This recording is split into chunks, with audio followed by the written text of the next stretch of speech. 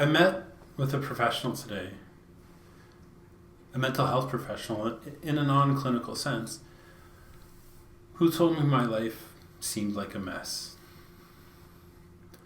And after being told last night by someone I love that I do nothing but lie here on social media, I thought that maybe I could share some of the more challenging aspects of being trans. It's just my experience, but I wanted to open up.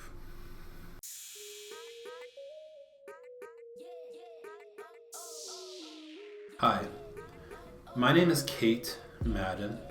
I'm a sales and marketing expert who lives in Calgary, Alberta. I'm passionate about community, collaboration, and creativity. I also happen to be a transgender woman.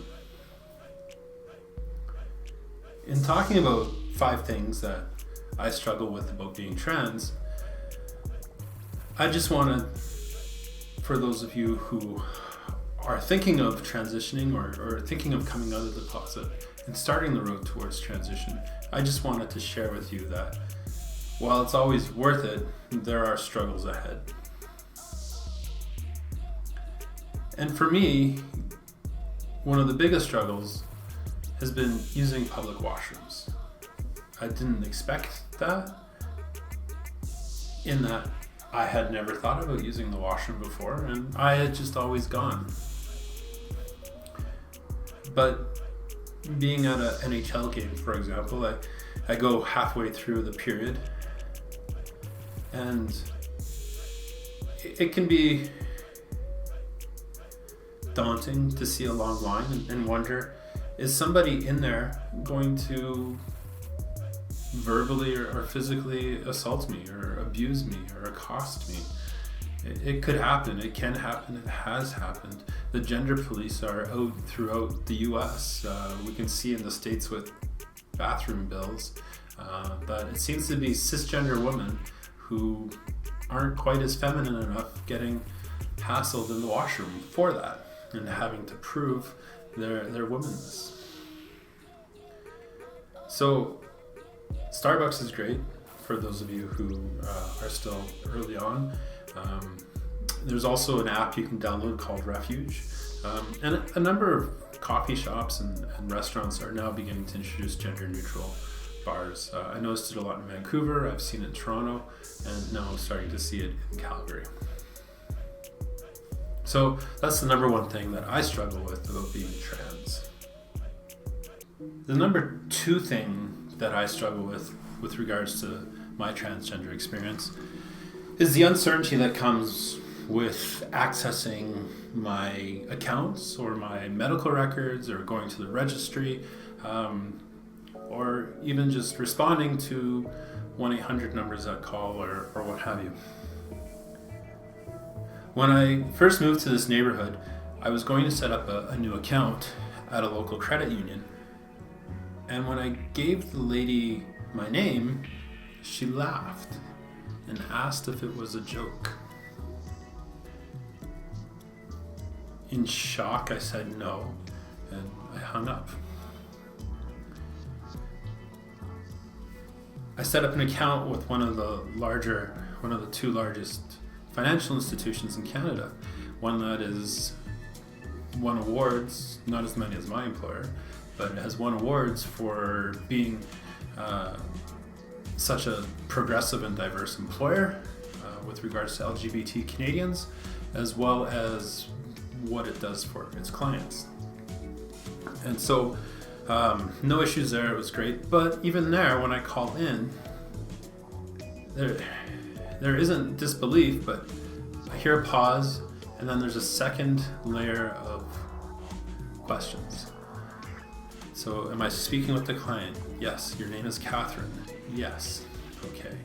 I know where my mom was born. I know what city I met my ex-wife in. I know the name of my first grade teacher.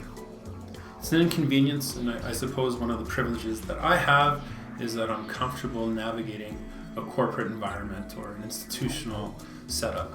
I can manage the process, I understand it, I accept it, and I can be patient within that for the most part. But there is an uncertainty there that can be frustrating and can be challenging, and when it happens over and over and over, it can just grind you down. So that's the number 2 thing I struggle with being trans, is just the uncertainty that comes with regards to just dealing with my day-to-day life. The number 3 thing that I struggle with is the spotlight that we live in when we're visibly trans. It's interesting to watch reactions when you walk into a bar and you see every single head turn. And in an era where we have these bathroom bills, for example, in the US, and it's the 4th week of January, and already in America, 3 trans women, 2 of color, have been murdered. Murder is a risk for all of us. Violence, physical violence, is a risk. There was a trans woman assaulted a few months ago here in Calgary, and I'm sure it happens on a day-to-day basis and not reported throughout the world. But you live in the spotlight, and that can get tiring in that we put ourselves out there in a way that not many ever will, and not many ever do, whether it just be socially, professionally, or romantically. And if you consider dating, your partner, and this is one of the cool things about being trans, is you get to explore sexuality in a way that not many do. That's my cat. Just gave me a run. Thank you, Pluto. Everyone say hi to Pluto. Anyways, being trans, you get to explore sexuality in a way that not many do, but your partner might be a cisgender person, whether they're queer or not. They might not have that same experience or comfort level that you do being in the spotlight, as tiring and exhausting as that can be. And so that can limit your options. For myself, just from a safety perspective, I will only ever meet in a public place. And I noticed that certainly whittles down people very rapidly. But there's something to be said, I think, for being visibly trans. But you have to find a way to recharge yourself. And so just being in that spotlight constantly, day in, day out, hour by hour, whenever you get out of the car, get on the train, walk down the street, what if you don't want to do your makeup that day? It's exhausting. And so that's the number 3 reason I struggle with being trans.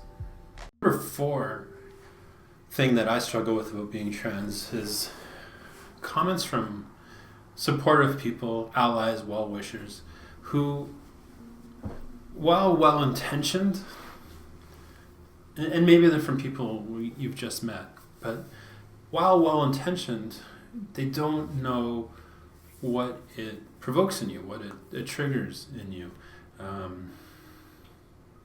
A lot of us have come from backgrounds of trauma, whether physical violence, sexual violence, emotional violence.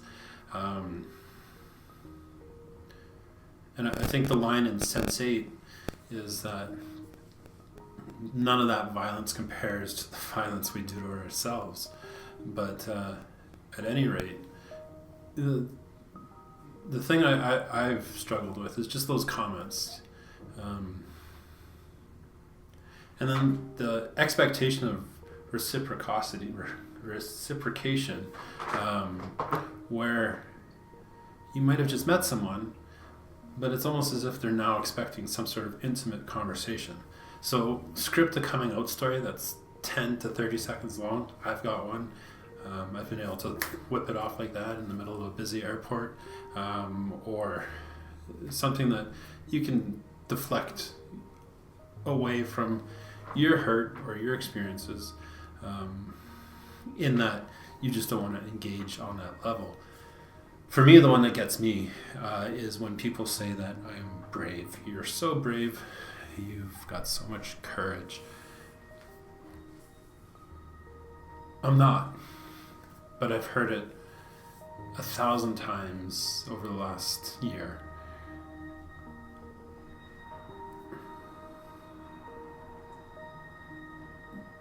I was in a burning building and I needed to get out. I couldn't breathe. The smoke was everywhere, and I ran out onto the front lawn, gasping for air, searching for oxygen. I had no regard for whom I left behind, or what that loss meant to them. There was a brave person whom they loved, and he held the door open, knowing he couldn't come. I can't be him ever again, or give that person back, but what I hear, what I feel rather, in those moments is that I know the sound a broken heart makes. I've seen the grief and of the people who love that man. And it almost feels as if that compliment invalidates their grief and experience, which then just upsets me. And to step back into that is one of the harder things that I do, because it's often just thrust upon me out of nowhere.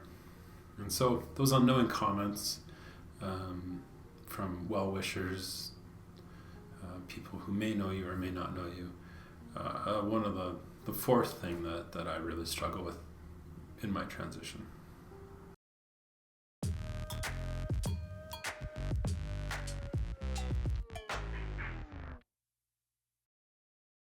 The number 5 thing that I struggle with regards to my trans experience, and I think is common to most of us in the trans world, is gatekeeping. As a trans person, we abdicate all privilege when it comes to medical care. And when you consider that privilege is an unearned series of benefits that comes from belonging to a social group, we step into a situation where we have none of that privilege when it comes to medical care. And the medical care we're seeking is life-saving, life-changing, basic, and required.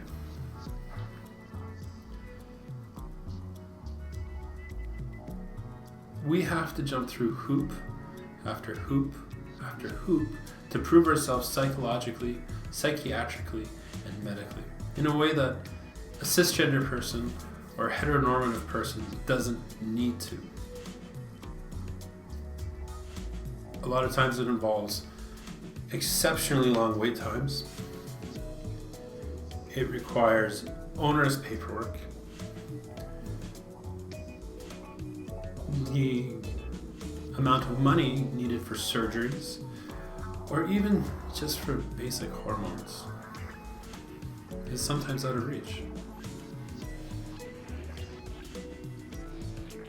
And that somebody needs to prove themselves to a group of people or a jurisdiction, in my case here in Alberta, it's probably a 2 or 3 year wait. It's frustrating. I could move to Vancouver, where I'm from. I could move to Toronto, where I love, and I could probably complete my medical transition in either one of those cities before I even am completed the wait to get approved to begin the medical transition here in Alberta. And so that gatekeeping just becomes exceptionally tiring, especially when, in a lot of cases, it's a rubber stamp. So in my situation, I've socially, professionally transitioned. I live and work as myself. I consider my transition completed. All my legal documents have changed, gender markers, everything is up to date. But it might be another 2 years before I'm finished with the gender identity clinic here in Calgary. I've seen other trans people shake with anger as they describe the wait time or what they need to do. I've seen people travel hours to get that approval. And because healthcare in Canada, at least as a provincial matter, I can't go visit my family in Vancouver, for example, and get a diagnosis because it wouldn't be recognized here in Alberta. So that's the fifth thing that I struggle with, and I think most trans people struggle with, is just the gatekeeping and the need to prove yourself over and over and over. So thanks for watching. If you've enjoyed this, if you found it valuable, I wanted to present not all sunshine and roses with regards to transition, that there are things that we struggle with, but it is worth it. I feel normal. Feeling normal is better than anything. Sometimes I'm happy, sometimes I'm sad, a lot of times I'm stressed, but it's normal and I feel great and it was worth it. So if you like it, subscribe and share. Leave a comment. Let me know down below, what's it like where you live with regards to gatekeeping, or did I miss something? Feel free to share. Let me know what you think. If you're not comfortable being in public, send me a direct message. As well, follow me on Instagram, LinkedIn, Twitter, down below. DMs are open to other trans people or creatives, and looking forward to seeing you on the next video.